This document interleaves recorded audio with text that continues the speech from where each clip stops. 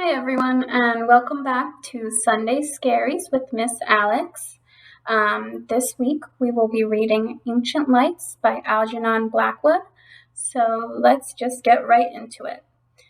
From Southwater, where he left the train, the road led due west. That he knew, for the rest he trusted to luck, being one of those born walkers who dislike asking the way. He had that instinct, and as a rule it served him well. A mile or so due west along the sandy road till you come to a stile on the right, then across the fields. You'll see the red house straight before you. He glanced at the postcard's instructions once again, and once again he tried to decipher the scratched out sentence without success. It had been so elaborately inked over that no word was legible. Inked out sentences in a letter were always enticing. He wondered what it was that had to be so very carefully obliterated. The afternoon was boisterous, with a tearing, shouting wind that blew from the sea across the Sussex Weald. Massive clouds with rounded, piled-up edges cannoned across gaping spaces of blue sky.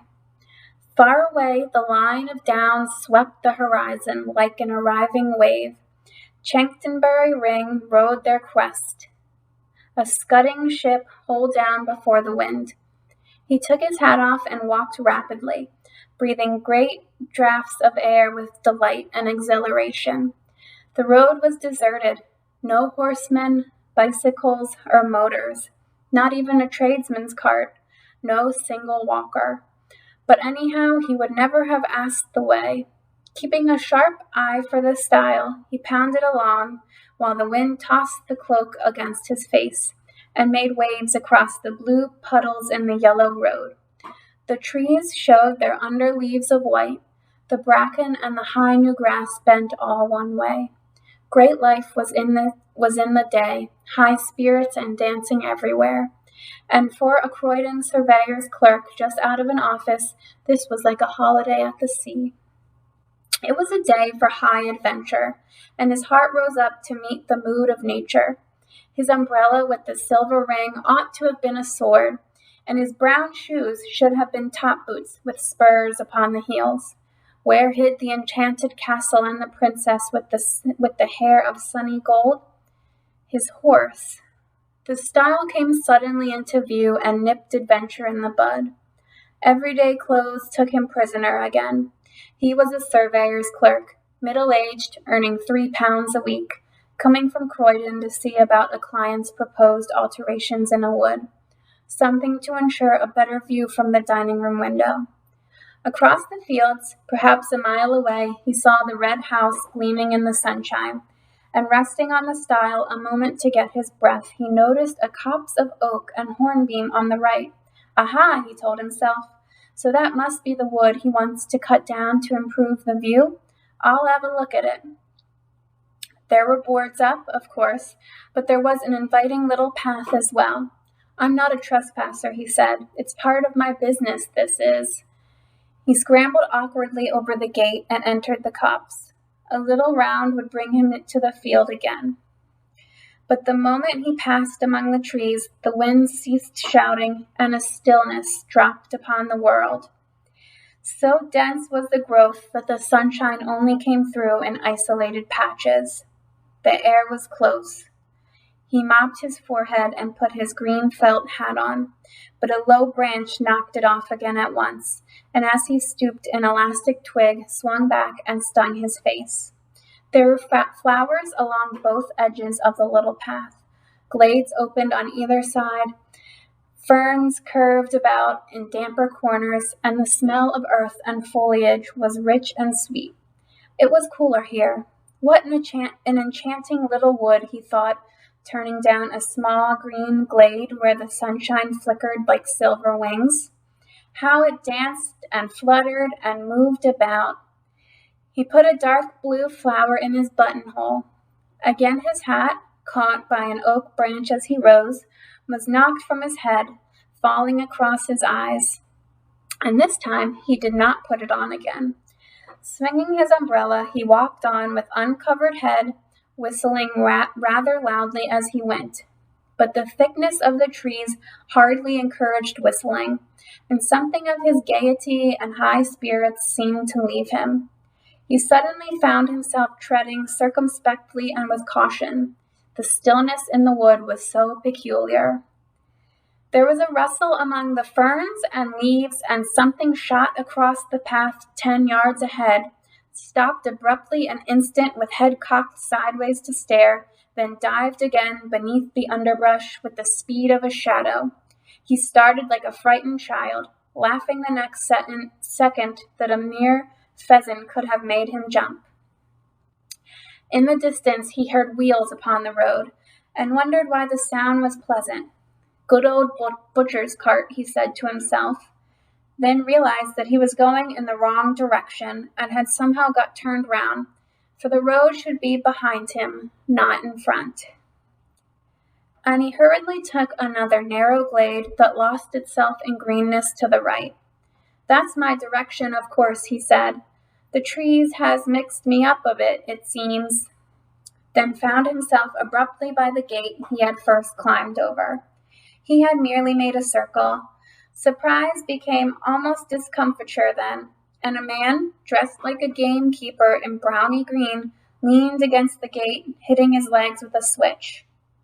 I'm making for Mr. Lumley's farm, explained the walker. This is his wood, I believe. Then stopped dead, because it was no man at all, but merely an effect of light and shade and foliage. He stepped back to reconstruct the singular illusion, but the wind shook the branches roughly here on the edge of the wood, and the foliage refused to reconstruct the figure. The leaves all rustled strangely, and just then the sun went behind a cloud, making the whole wood look otherwise. Yet how the mind could be thus doubly deceived was indeed remarkable, for it almost seemed to him the man had answered, spoken. Or was this the shuffling noise the branches made, and had pointed with his switch to the notice board upon the nearest tree? The words rang on in his head, but of course he had imagined them. No, it's not his wood, it's ours. And some village wit, moreover, had changed the lettering on the weather-beaten board, for it read quite plainly, Trespassers will be persecuted.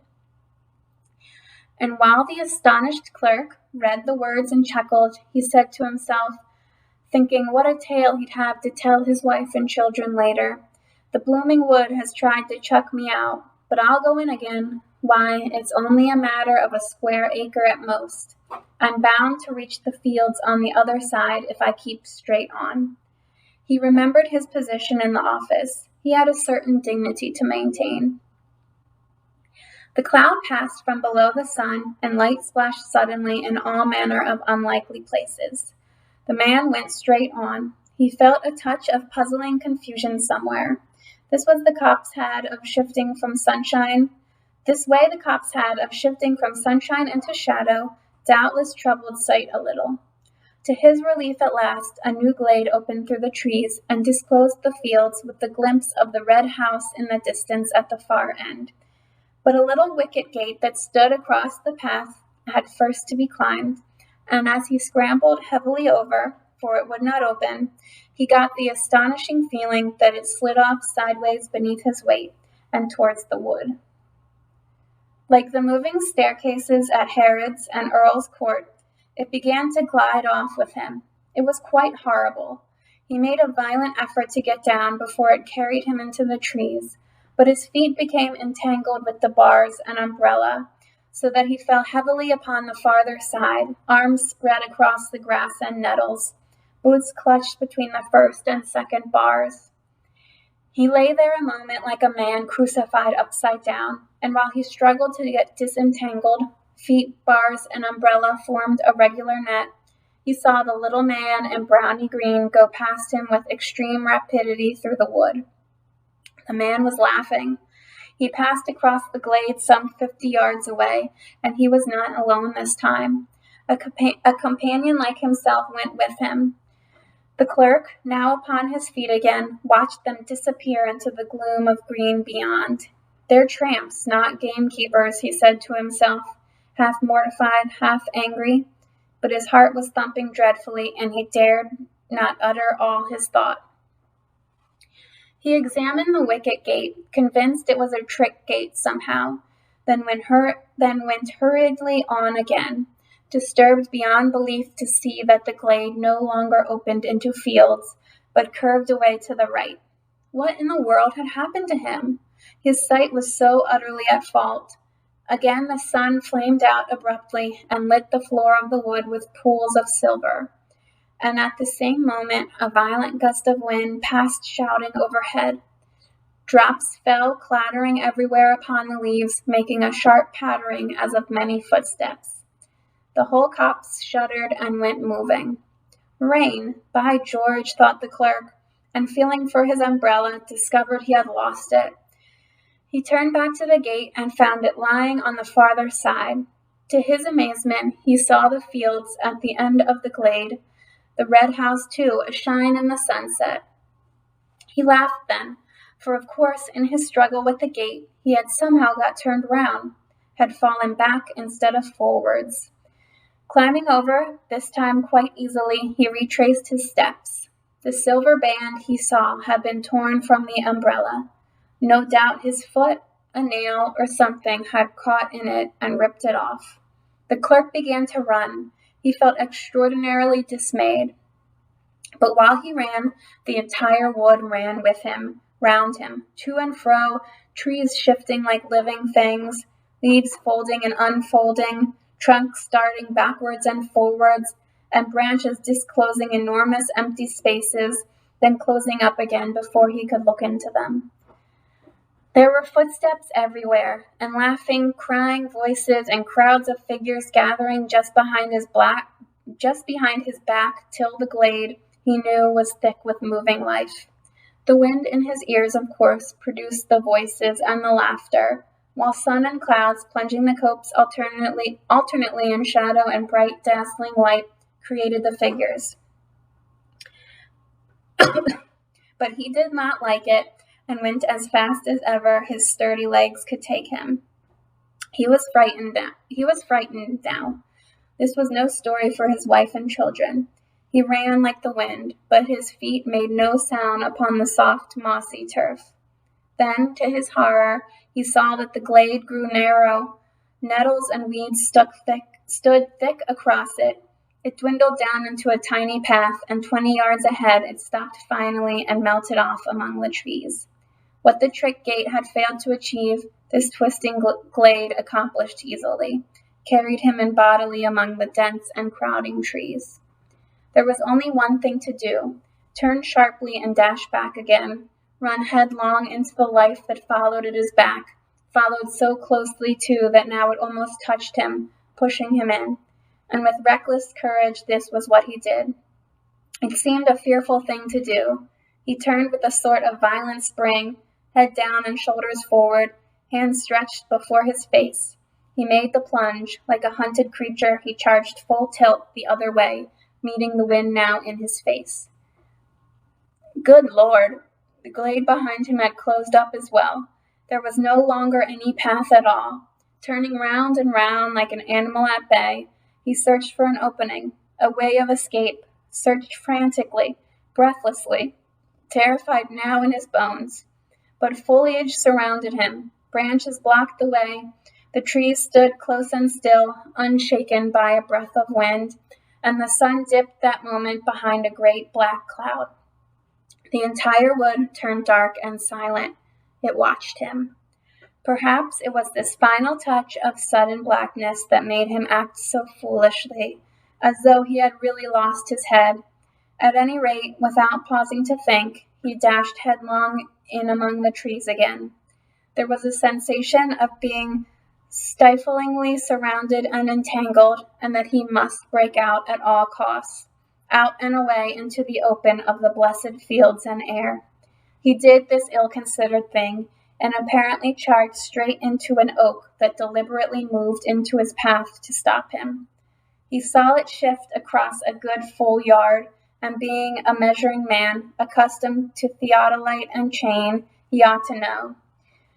He fell, saw stars, and felt 1,000 tiny fingers tugging and pulling at his hands and neck and ankles. The stinging nettles, no doubt, were responsible for this. He thought of it later. At the moment, it felt diabolically calculated. But another remarkable illusion was not so easily explained. For all in a moment, it seemed, the entire wood went sliding past him with a thick, deep rustling of leaves and laughter, myriad footsteps, and tiny little active, energetic shapes. 2 men in browny green gave him a mighty hoist, and he opened his eyes to find himself lying in the meadow beside the stile, where first his incredible adventure had begun. The wood stood in its usual place and stared upon him in the sunlight. There was the red house in the distance as before. Above him grinned the weather-beaten notice board, "Trespassers will be prosecuted." Disheveled in mind and body, and a good deal shaken in his official soul, the clerk walked slowly across the fields. But on the way he glanced once more at the postcard of instructions, and saw with dull amazement that the inked-out sentence was quite legible after all beneath the scratches made across it. "There is a short-cut through the wood. The wood I want cut down, if you care to take it." Only care was so badly written, it looked more like another word. The C was uncommonly like D. "That's the copse that spoils my view of the downs, you see," his client explained to him later, pointing across the fields and referring to the ordnance map beside him. "I want it cut down and a path made so and so," his finger indicated direction on the map. "The fairy wood it's still called, and it's far older than this house. Come now, if you're ready, Mr. Thomas, we might go out and have a look at it." So let me know what you thought of the story in the comments, and join me next time for more Sunday Scaries with Miss Alex, and thank you for watching.